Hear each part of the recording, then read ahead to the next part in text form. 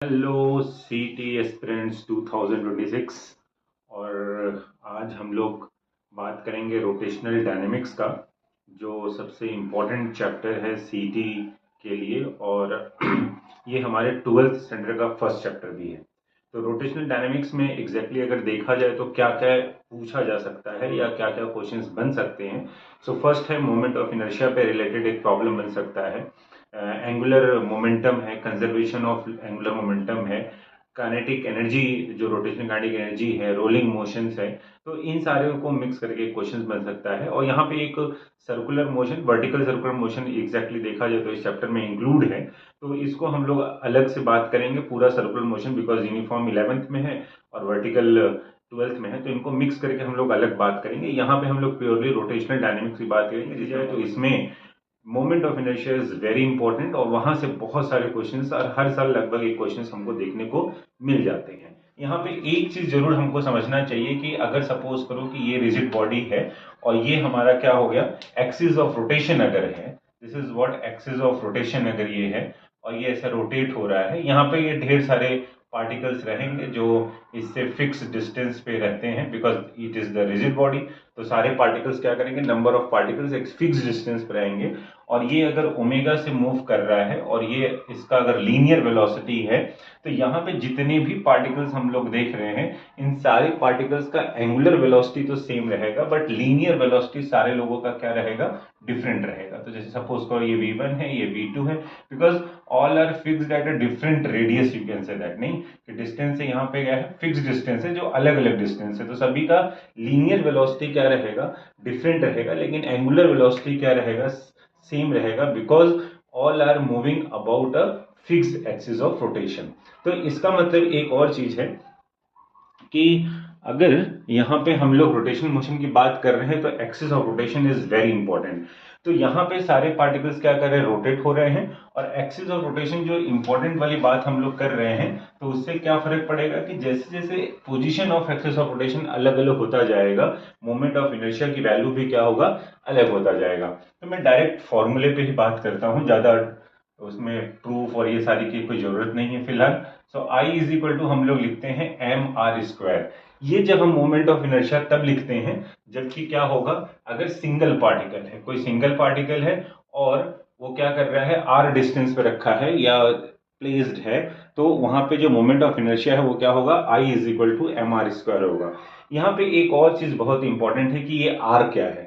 So r is the perpendicular distance from the axis of rotation. That is very important, क्योंकि ये हमको जब बड़े प्रॉब्लम्स मिलते हैं तो वहां भी हम लोगों को ये चीज देखने को मिलता है। अगर ये बेसिक डेफिनेशन हमें नहीं पता है या कंसेप्ट हमें नहीं पता है तो हम लोग मिस्टेक कर सकते हैं।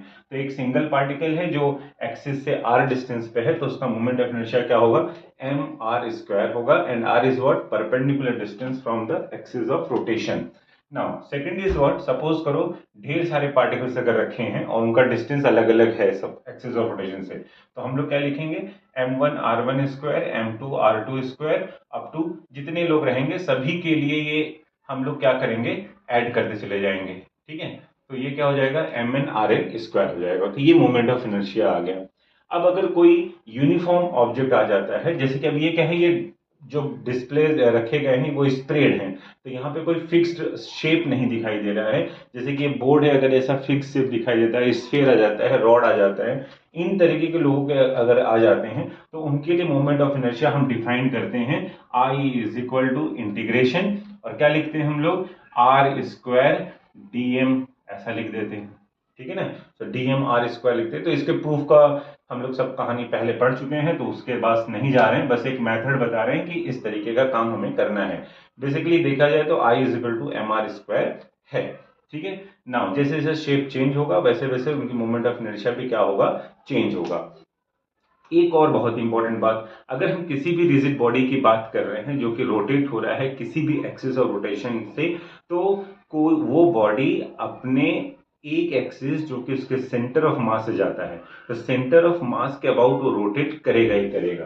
फॉर एग्जाम्पल सपोज करो कि हमारे पास ये एक बुक है, ठीक है, और ये बुक क्या कर रहा है, रोटेट हो रहा है, ठीक है। सो अगर ये रोटेट हो रहा है, अब एक्सिस ऑफ रोटेशन अगर यहाँ पे है तो ये क्या करेगा, इस एक्सिस के अबाउट रोटेट कर रहा है, हमको इस एक्सिस के अबाउट फाइंड करना है। एक्सिस यहाँ है, एक्सिस यहाँ है, कहीं भी एक्सिस हम लोग लगा देते हैं, तो ये क्या कर रहा है, ऐसे ऐसे रोटेट करेगा। लेकिन by default this object is rotating about their centre of मास, तो अपने सेंटर ऑफ मास के अबाउट ये रोटेट करेगा ही करेगा बाय डिफॉल्ट। इसीलिए हमारे पास जितने भी फॉर्मूले हैं, जितने भी बॉडीज हैं, हम सब लोगों का सेंटर ऑफ मास के अबाउट याद रखना बहुत ही जरूरी है, ठीक है।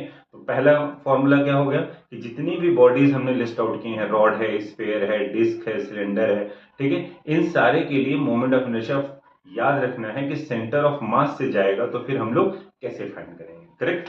तो this are the basic formula जो कि हम लोग बात कर रहे थे कि अगर आर डिस्टेंस पे ऑब्जेक्ट प्लेस्ड है तो हम लोग मोमेंट ऑफ इनर्शिया कैसे निकालेंगे। वैसे ये बात ज्यादा समझ में तब आएगी जब हम लोग प्रॉब्लम सॉल्व करेंगे। तो मैं थोड़ा सा भी केवल अभी इस तरीके से बात कर रहे हैं कि फॉर्मूला क्या है, यूज हम लोग को प्रॉब्लम में ही समझ में आएगा, कंसेप्ट ज्यादा क्लियर वही होगा। अब सपोज करो कि यहाँ पे अगर कोई बॉडी हमने इस तरीके का ले रखा है, ठीक है, और यहाँ पे जो एक्सिस ऑफ रोटेशन है वो 2 है। 2 का मतलब कैसा कि भाई हमको सपोज करो इस एक्सिस के अबाउट फाइंड करना है जो पॉइंट O से जा रहा है, करेक्ट। तो मैंने अभी क्या बोला कि इस बॉडी का, अब देखो ये बॉडी कैसा है, ये बॉडी इर्रेगुलर बॉडी है, करेक्ट ना। इर्रेगुलर का मतलब क्या है, यूनिफॉर्म शेप इसका नहीं है। तो यूनिफॉर्म शेप नहीं है इसका मतलब इसका मिडिल पॉइंट सेंटर नहीं हो सकता है। लेकिन जैसे अगर ये मैंने बोर्ड कंसिडर किया है तो इसका सेंटर ही इसका क्या होगा, सेंटर ही होगा, मिडिल पॉइंट जो है उसका सेंटर होगा, करेक्ट ना। तो सपोज करो इसका जो सेंटर है वो कहीं यहाँ पे है। तो मैंने क्या बोला अभी कि कोई भी बॉडी अगर है वो किसी भी एक्सिस के अबाउट अगर रोटेट कर रहा है तो वो अपने centre of mass, centre of मास क्या होता है कि वो पॉइंट जहां पे कि बॉडी का होल मास कंसंट्रेट करता है उसको हम सेंटर ऑफ मास बोलते हैं। तो जो कि इमेजिनरी पॉइंट है, ठीक है। तो यहाँ पे कैसा होता है कि ये इस एक्सिस के अबाउट हमें फाइंड जरूर करना है, लेकिन ये क्या करेगा, बाय डिफॉल्ट इसके तो रोटेट करेगा ही करेगा। एंड सपोज करो कि अगर ये डिस्टेंस कितना है, h है, इस बॉडी का मास क्या है, m है, और इसके अबाउट जो मोमेंट ऑफ इनर्शिया है वो I0 है, और इसके अबाउट मोमेंट ऑफ इनर्शिया क्या है, IC है। Then moment of inertia about the point O is equal to IC plus MH square होता है, करेक्ट। और ये जो थ्योरम है इसी को हम लोग क्या बोलते हैं, पैरेलल एक्सिस थ्योरम। तो इसलिए रोटेशनल मोशन के प्रॉब्लम में एक और बहुत इंपॉर्टेंट चीज है कि अगर जैसा क्वेश्चन बता रहा है, अगर उसका डायग्राम आपको समझ में आ रहा है तो ये थ्योरम लगेगा या कुछ और लगेगा वो हम लोग फाइंड आउट कर सकते हैं। तो जिस एक्सिस के अबाउट देखना है, अगर वो इस तरीके से पैरेलल दिखा रहा है, बीच का डिस्टेंस दिया गया है, तो हम लोग ये फाइंड कर सकते हैं। और ये जो IC है, moment of inertia of the body about it's centre of mass, it will be same रहेगा जितने भी बॉडी हैं। तो जनरली अगर मैं सीटी की बात करूं तो तुम्हें हम रॉड याद रखना है, डिस्क के लिए याद रखना है, सिलेंडर के लिए याद रखना है। इतना भी याद रखेंगे तो भी हमारा काम हो, and one is the ring, तो इसके लिए भी याद रखेंगे तो हमारा काम हो जाएगा। दूसरा एक और बात आता है कि ये पैरेलल एक्सिस थ्योरम हो गया। एक ऐसा होता है कि मान लो एक बॉडी है और वो जो एक्सिस के अबाउट रोटेट कर रहा है, तो सारे जो एक्सिस है वो क्या है, परपेंडिकुलर टू ईच अदर है, जैसे कि कोऑर्डिनेट एक्सिस एज्यूम कर लिया, करेक्ट। तो अगर सपोज करो कि इसके अबाउट मूव किया, ये एक्स एक्सिस है, ये वाई एक्सिस है और ये जेड एक्सिस है, तो यहाँ पे हमने इसको आई एक्स लिख दिया, ये हमने आई वाई लिख दिया, और ये हमने क्या कर दिया, आई जेड लिख दिया। अब सपोज करो कुछ ऐसा दिया गया है कि भाई वहां पे जो एक्सिस मिल रहे हैं हम लोग को वो परपेंडिकुलर हैं एक दूसरे के। तो यहाँ पे सपोज करो मुझे आई जेड के अबाउट निकालना है, तो I Z is equal to क्या लिखेंगे, I X plus I Y आ जाएगा, correct. And this is called what, perpendicular axis theorem, ठीक है। And this is called what, parallel axis theorem, ठीक। तो मोमेंट ऑफ इनर्शिया अगर फाइंड करने के लिए मैं मेथड बोलने जाऊं तो देयर आर 2 बोल सकते हैं, एक तो पैरेलल है, एक परपेंडिकुलर है, और तीसरा क्या होगा जो हमको फॉर्मूले में, जैसे कि इसके सबसे पहले बात किया, कोई बॉडी वॉडी नहीं दे रखा है, केवल पार्टिकल्स दे रखा है जो कि r डिस्टेंस पे है, तो हमको सारे लोगों का मास लेना है, r स्क्वायर करना है, ऐड कर देना है, that will gives the moment of inertia of the body, system and all those things. ये बॉडी हुआ। अगर नंबर ऑफ पार्टिकल्स है तो वो हम क्या बोलेंगे, ऑफ द सिस्टम बोलेंगे। अगर एक से ज्यादा बॉडी है तो भी हम उसको क्या बोलेंगे, सिस्टम बोलेंगे। तो इसलिए क्वेश्चन रीडिंग के बाद हमें क्या करना है, उसका विजुअलाइजेशन समझना बहुत जरूरी है कि एक्सिस कहाँ से पास कर रहा है, क्योंकि ये क्वेश्चन में नहीं गिवन रहेगा कि ये एक्सिस तुमको थ्योरम ये अप्लाई करना है या ये अप्लाई करना है या क्या करना है। एज पर द प्रॉब्लम ये हमें ही सोचना है कि कौन सा मेथड अप्लाई होगा, किसके थ्रू हम लोग फाइंड आउट कर सकते हैं। अब बेसिक चीज क्या है? बेसिक चीज है कि आपको सारे जो स्टैंडर्ड बॉडीज है जिसके हमने नाम लिए हैं, रिंग है, सिलेंडर है, डिस्क है, स्फीयर है, करेक्ट है, इन लोगों का जो भी रॉड है, इन लोगों का जो भी मोमेंट ऑफ इनर्शिया है about centre their centre of mass, वो हमें याद रखना ही है। अभी हम लोग क्वेश्चन करते वक्त ये सारी चीज देख लेंगे। ये स्टैंडर्ड है, ये लिस्ट है, इतने तो करने ही करने हैं, और भी दो चार याद रख सकते हैं तो वो बढ़िया है। बाकी फॉर्मूला लिस्ट ये सब डिस्क्रिप्शन बॉक्स में मिलेंगे, आप उसको देख सकते हैं। तो ये थोड़ा सा कंसेप्ट मोमेंट ऑफ इनर्शिया, लेकिन क्लियर कैसे होगा? प्रॉब्लम के through. So let's start with the problem.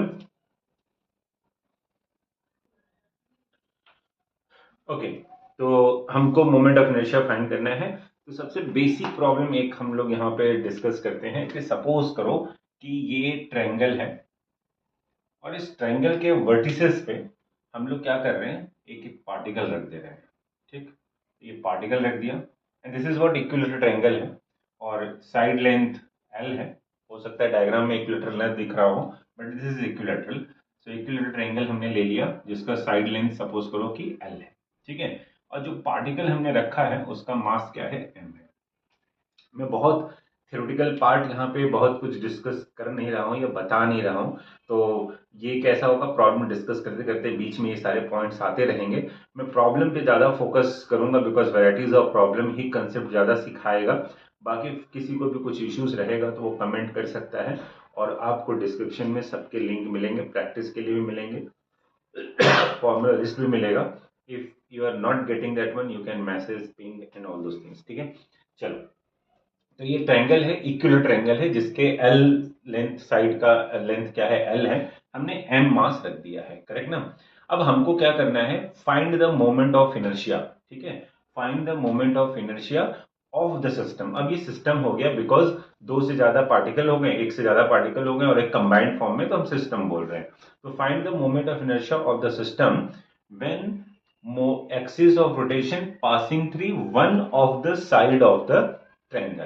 Correct ना? क्वेश्चन ठीक से सुनो, पॉज कर सकते हो, चेक कर सकते हो answer and then see that video की सॉल्यूशन क्या जा रहा है। ठीक है, सारे क्वेश्चंस में यही करना, बार बार अगर ये रिपीट नहीं करते हैं तो। ट्रायंगल है, हमको क्या करना है? Find the moment of inertia of the system when axis of rotation passing through the one of the sides of the triangle. Correct. अच्छा, अब इसको सोचना कैसे है? तो हमने बोला कि one of the sides of the triangle. ठीक है, तो अब हमें पता है I equal to M R square है, पैरेलल एक्सिस थ्योरम है, परपेंडिकुलर एक्सिस थ्योरम है, कौन सा अप्लाई होगा? मैंने क्या बोला?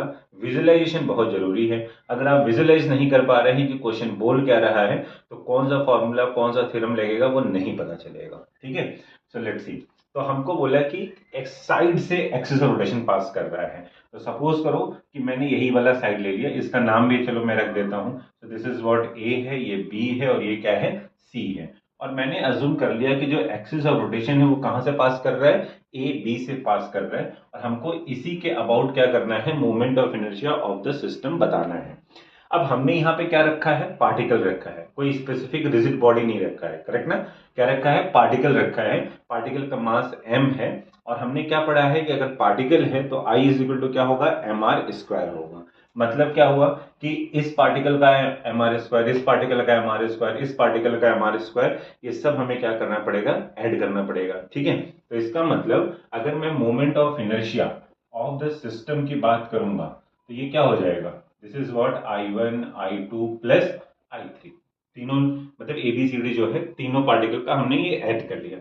अब यहाँ पे जब हम I1 I2 I3 लिखते हैं तो हम मोमेंट ऑफ इनर्शिया क्या पढ़ा? This is what M R square, and again very important, R क्या है? Perpendicular distance of the particle from the axis of rotation. आपको क्या करना है? परपेंडिकुलर डिस्टेंस बताना है। ठीक है ना? तो अब जब परपेंडिकुलर डिस्टेंस बताओगे तो भाई देखो, जो बी पे है, जो ए पे मास है, उनका परपेंडिकुलर डिस्टेंस एक्सिस के अकॉर्डिंग क्या है? क्या है परपेंडिकुलर डिस्टेंस है? तो यहाँ पे देखो बहुत ही अच्छा चीज क्या कि ये दोनों ही पार्टिकल एक्सिस ऑफ रोटेशन पे ही लाई कर रहे हैं, करेक्ट ना। तो अगर ये एक्सिस ऑफ रोटेशन पे ही लाई कर रहे हैं तो इनका डिस्टेंस एक्सिस ऑफ रोटेशन से कितना हो गया, जीरो हो गया। और अगर ये जीरो हो गया देन फर्स्ट पार्टिकल के लिए moment of inertia zero, second particle के मोमेंट ऑफ इनर्शिया जीरो हो गया, करेक्ट। नाउ थर्ड पार्टिकल का यहाँ से परपेंडिकुलर ड्रॉ करो, दिस इज व्हाट परपेंडिकुलर। तो हम क्या करेंगे, पर यहाँ पे फाइंड करना पड़ेगा। तो अगर ये L है तो ये कितना होगा, L/2 होगा। तो आपको ये डिस्टेंस निकाल लेना है। तो अगर ये इक्विलेटरल एंगल है तो क्या होगा, √3/2L हो जाएगा, ठीक है ना। तो यहाँ पे फाइंड कर सकते हैं हम लोग, ये L², दिस इज L/2 का स्क्वायर, करेक्ट ना। तो इस तरीके से करके ये L/2 हो गया, ये L हो गया, सॉरी इसे L माइनस ऐसा कर देंगे तो ये क्या निकल के आएगा, दिस इज √3/2L आ जाएगा, correct. So this is what it is, m√3/2L का square and this becomes what 3/4ml square. Is it.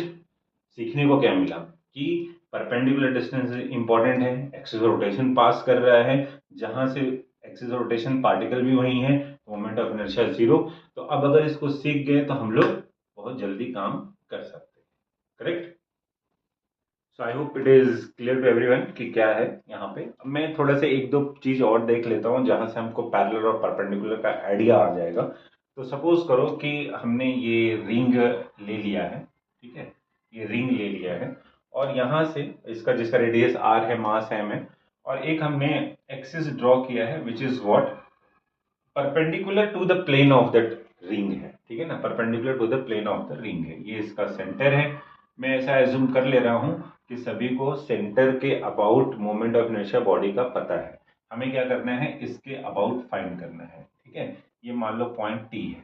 क्या बोला मैंने, एक्सिस क्या है, परपेंडिकुलर है, ठीक है ना, किसके, प्लेन के। तो अगर ये परपेंडिकुलर है तो जैसा मैंने बोला, अब क्या लगेगा, परपेंडिकुलर एक्सिस थ्योरम की पैरेलल एक्सिस थ्योरम पहले समझना है। तो ये क्या है, ये ऐसा प्लेन होगा और इस तरीके का एक्सिस है, करेक्ट ना, this is what like that, ऐसे एक्सिस रहेगा, ये रिंग है।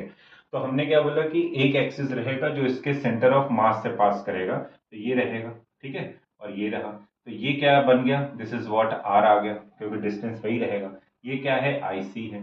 तो हमको समझ में आ गया कि ये क्या है, परपेंडिकुलर एक्सिस थ्योरम है। तो हम लोग क्या यूज करेंगे, IT is equal to IC plus what mr² because distance between them is what r हो गया। और IC किसका, जो रिंग है उसका क्या होता है, दिस इज mr² ही होता है। तो mr² plus mr², this becomes what 2mr²। ये परपेंडिकुलर और पैरेलल को सीखने के लिए ये एक बेसिक और बहुत अच्छा है, लेकिन हमें ये केस का जो रिजल्ट आता है ये हमें याद रखना है, करेक्ट ना। अदरवाइज ये भी यूज होगा, मैं अभी देखो लूंगा इसका प्रॉब्लम, इसलिए मैं इस तरीके का लिया कि रिंग है और ये एक्सिस क्या है, परपेंडिकुलर टू द प्लेन है, किसके, रिंग के प्लेन है। इसी का एक दूसरा फॉर्मेट है कि सपोज करो this is not the perpendicular, it is what into the plane है। मतलब अब कैसा हो गया, ये डिस्क में भी ऐसे ही फॉर्मेट आता है, रिंग में भी ऐसे ही फॉर्मेट आता है। तो सपोज करो कि अगर ये रिंग है और अब ये क्या है, परपेंडिकुलर नहीं है, इसी प्लेन में अगर ये ऐसा टेंजेंट जो बोलते हैं उसको लाई करेगा तो फिर ये इस तरीके का हो जाएगा, करेक्ट ना। नाउ दिस टाइम अब ये क्या होगा, ये इसके पैरेलल नहीं दिखाई देगा, ये कैसा होगा, ये एक ऐसा इस तरीके का आएगा and this is nothing but this becomes the diameter. Distance क्या है, ये r ही है, करेक्ट ना।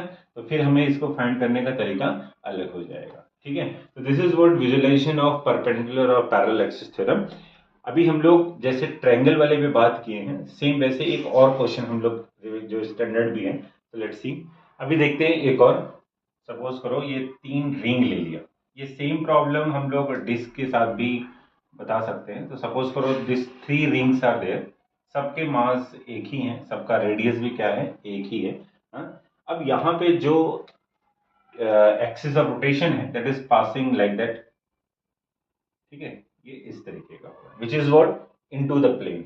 दिस इज व्हाट सेंटर इसका है, ये इसका सेंटर है, ये इसका सेंटर है, सभी लोगों का डिस्टेंस वही r है, मतलब रेडियस है, इस तरीके का है। अब हमको पूछेगा कि भाई what is the moment of inertia of the system. Question फिर से सुनना है, क्या है, 3 rings are placed like that and we need to find the moment of inertia about this axis. नाम दे दो इसका a डैश, करेक्ट। अब हम इसको कैसे फाइंड करेंगे, मैंने क्या बोला कि हमें फिर से विजुअलाइज करना है कि ये क्या है, this is what perpendicular axis theorem apply करेंगे कि क्या अप्लाई करेंगे, ये हम लोग को क्या करना है, समझना है, ठीक है ना। तो एक चीज यहाँ पे बड़ा इंपॉर्टेंट चीज, पहला कैसा हो गया कि अगर एक्सिस इस तरीके से भी जा रहा है तो फिर हम लोग को क्या हो जाएगा, ये पूरा सिस्टम इस तरीके से रोटेट करेगा, मतलब all three rings are rotating about their centre of mass, वो तो रोटेट करने ही वाले हैं, ठीक है ना, तो वो रोटेट होगा। अब लेकिन ये जो एक्सिस पास कर रहा है वो क्या है, इस वाले रिंग के लिए डायमीटर है और इन दोनों रिंग के लिए क्या है, टेंजेंट है।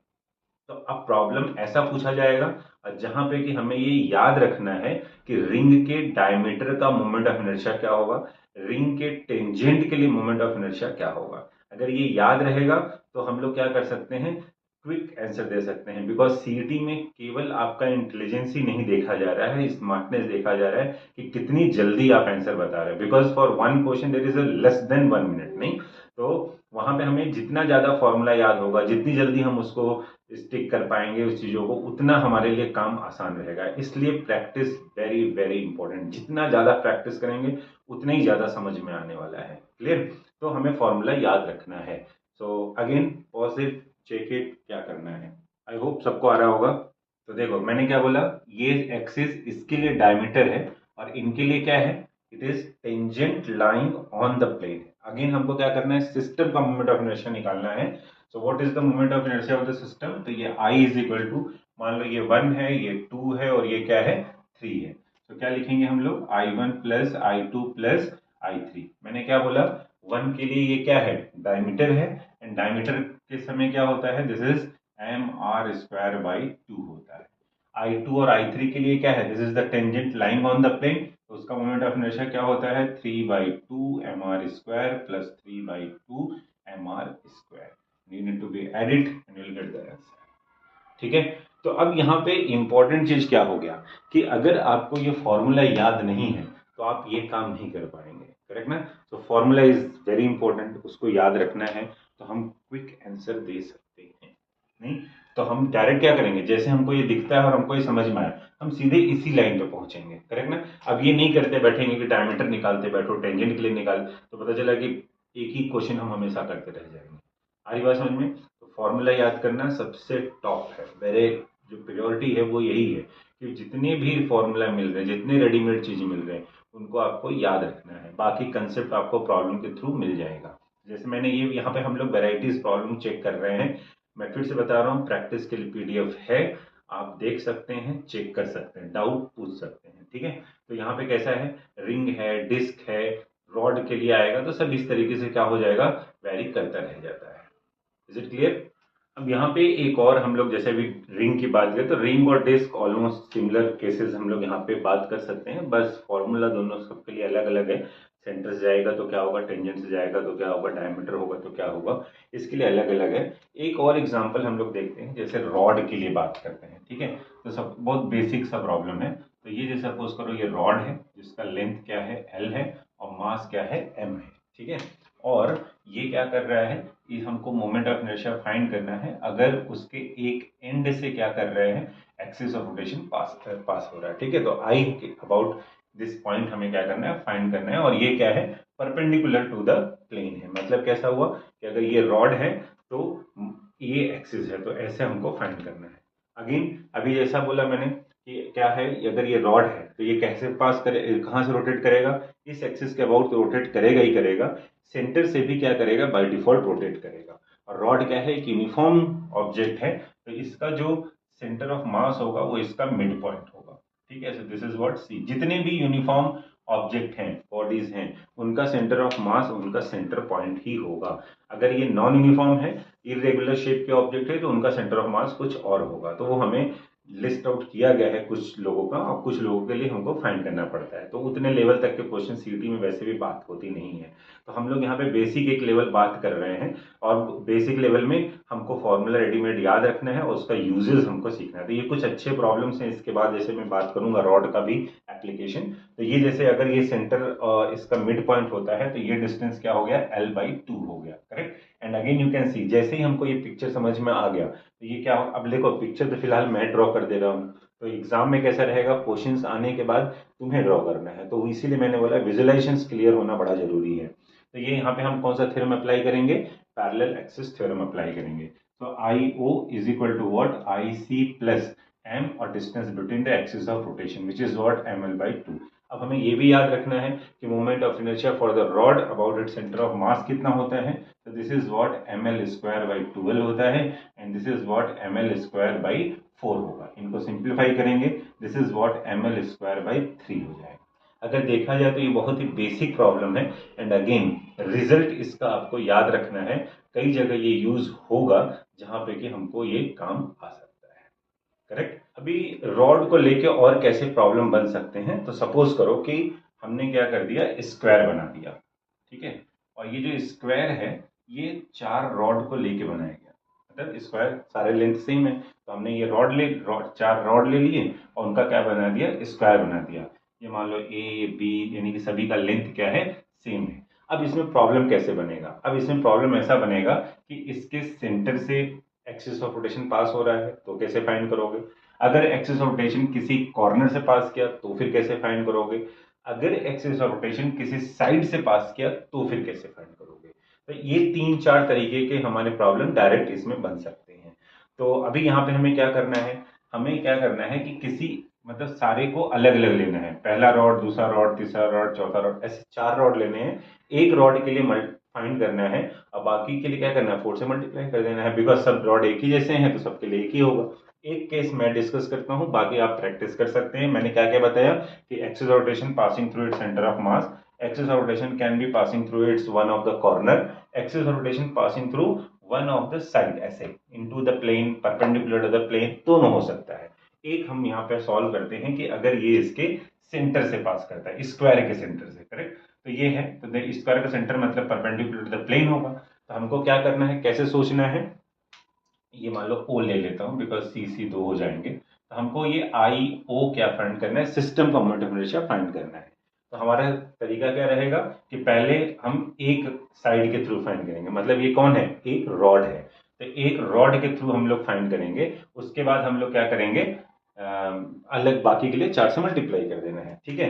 अब स्क्वायर जो है वो कैसा है, ये इस तरीके का स्क्वायर है, करेक्ट ना, सेंटर क्या हो गया, ये इसका सेंटर है, ये एक्सिस ऑफ रोटेशन हो गया, ठीक है, जो यहाँ पे ओ दिखाई दे रहा है, ये इसका वन ऑफ द लेंथ। हमने क्या बोला कि अगर ये पूरा स्क्वायर इस एक्सिस के अबाउट घूमेगा तो ये क्या करेगा, ये जो साइड है ये अपने सेंटर के अबाउट घूमेगा, करेक्ट, तो ये रहा इसका सेंटर, मिड पॉइंट। तो ये कितना है, अगर लेंथ एल है तो ये कितना होगा, एल बाई 2 होगा, और ये भी कितना होगा, एल बाई 2 होगा, करेक्ट। इसका मतलब यहां से यहां तक का डिस्टेंस कितना हुआ, एल बाई 2 हो गया। तो दो axis, one is passing through, suppose करो ओ डैश, एक यहां से पास कर रहा है और एक यहां से पास कर रहा है, दोनों के बीच का डिस्टेंस कितना है, एल बाई 2 है। अब कौन सा फॉर्मूला लग गया, parallel axis theorem, formula in the sense concept कौन सा लगा, तो अगर मुझे आई ओ निकालना है तो it is equal to I O dash plus M L by 2 का whole square, correct. I O dash का मतलब इस रॉड का क्या हो गया, M L square by 12 plus M L square by 4 and it gives you what, M L square by 3। लेकिन ये तुम्हारा फाइनल आंसर नहीं है, क्यों, बिकॉज हमने ये एक रॉड का निकाला है और हमसे ये पूरा सिस्टम पूछा है।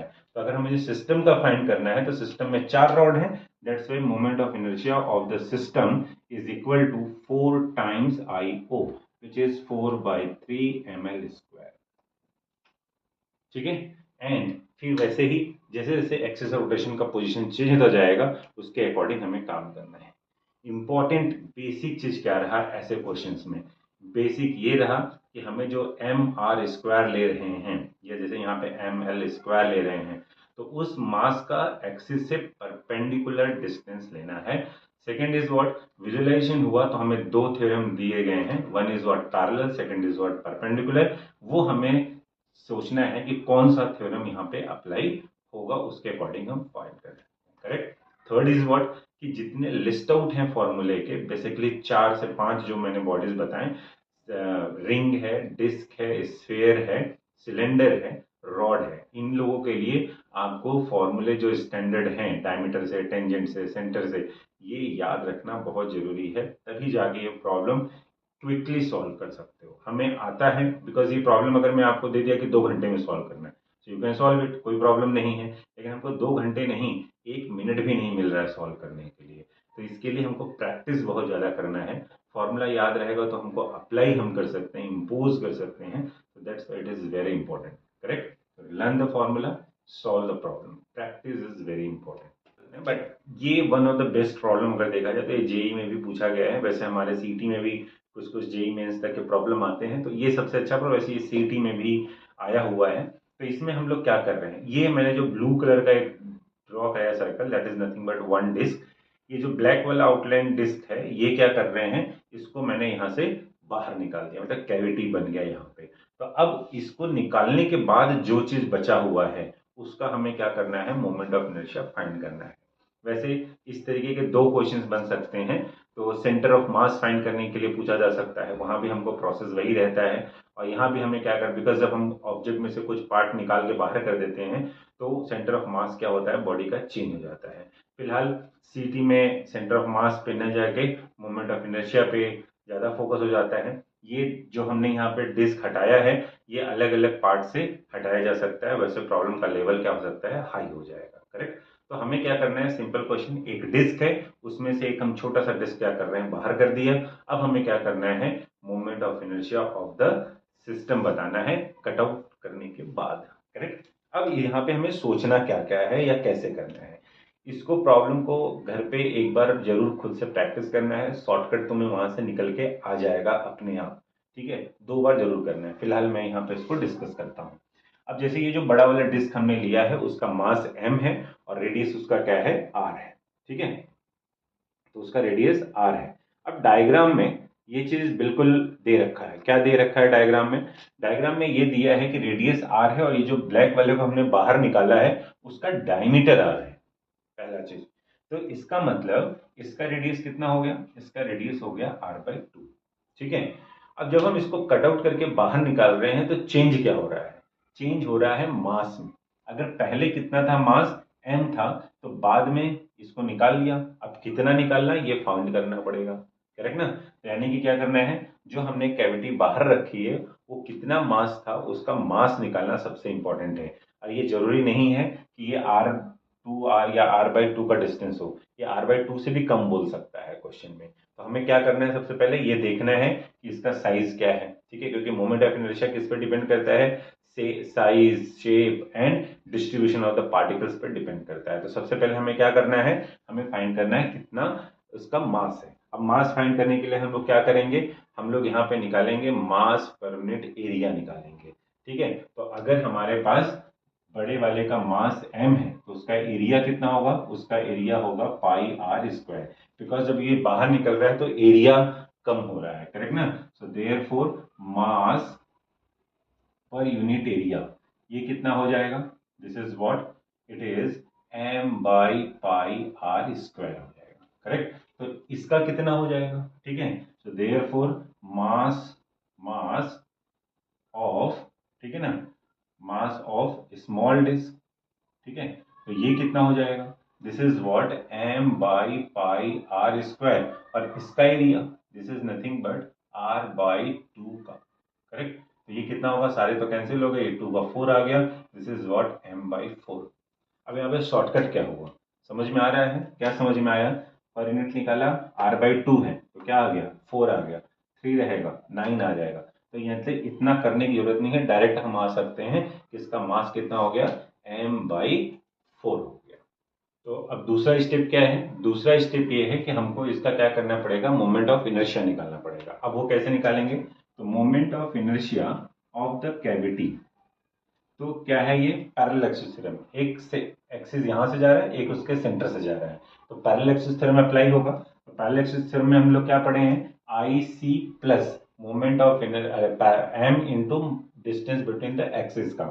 तो अभी देखो किसका मास लेना है, कैविटी का निकाल रहे हैं, तो हमने मास कितना निकाला है, m/4। सपोज करिए m डैश है, तो क्या लिखेंगे हम लोग, 1/2 m डैश, किसका r, इसका r कितना है, r/2 का square, plus mass into distance between the axis, कितना डिस्टेंस है, r/2 का स्क्वायर।